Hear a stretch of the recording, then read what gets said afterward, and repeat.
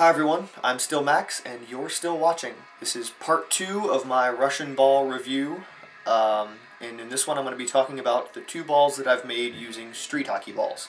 I've made about 4 different sets total using street hockey balls, different types, but these 2 are the sets I prefer, and the sets I think worked the best for what I was trying to do. The first one up here is bright yellow, and that color is only available in yellow for these. These are the Mylec cold weather street hockey balls, made by the Mylec company, if you can kind of see that there.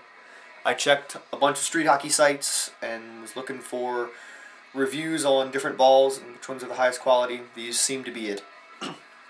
A little info on these. The shells themselves, the balls just empty, weigh 53 grams, and I added 47 grams of filler, bringing these up to 100 grams total. I can see you now thinking that's way backwards, but it works, I promise.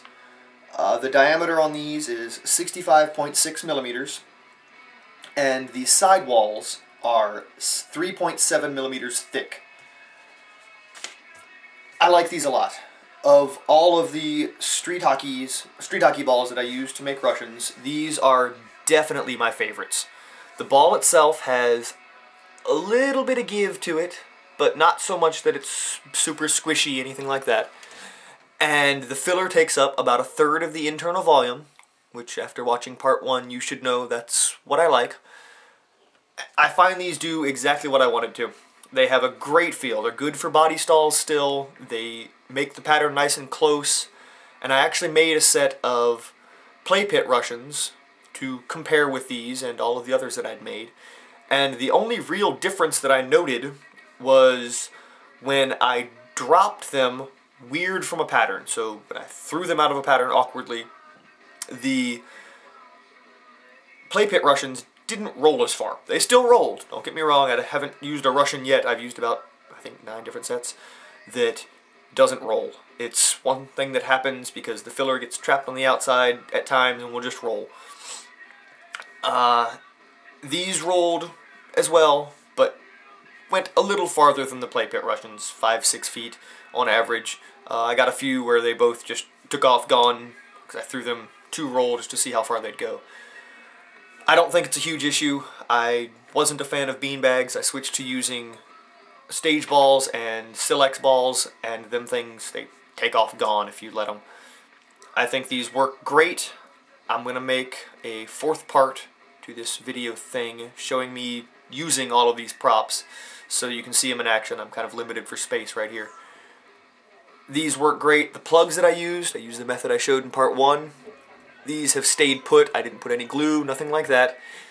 They haven't gone anywhere. They're solid. None of the filler is leaked out, and I think they're great. I use these a lot outdoors. The shell is durable. If you're outside juggling concrete trails, the shell is going to take its bumps and bruises like it's supposed to. It's well-made, high-quality stuff. Up next, these are the Franklin glow-in-the-dark cold weather street hockey balls, made by the Franklin company.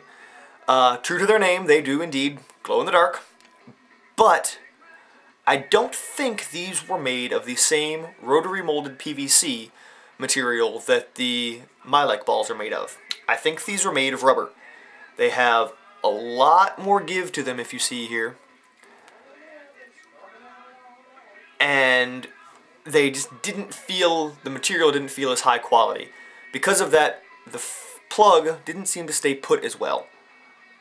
So let's go into some other details here.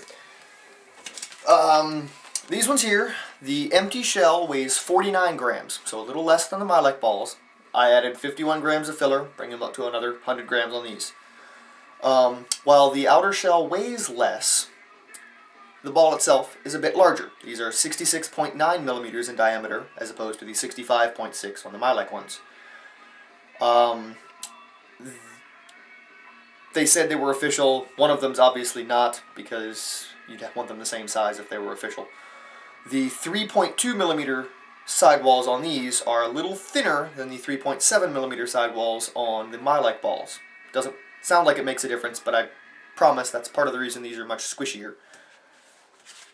Another thing that thinner sidewall adds to is I don't feel like my plug is going to stay put as well. Because these are more rubber, if I really wanted to, I could pop this plug out without too much issue. I could probably pop it out towards me if I wanted to. I don't feel like these would work nearly as well for long-lasting durability. The filler takes up about the same amount of space inside as the other ones, and they still are very true to the Russian feel. They feel good in the air, they feel good when they hit the ground.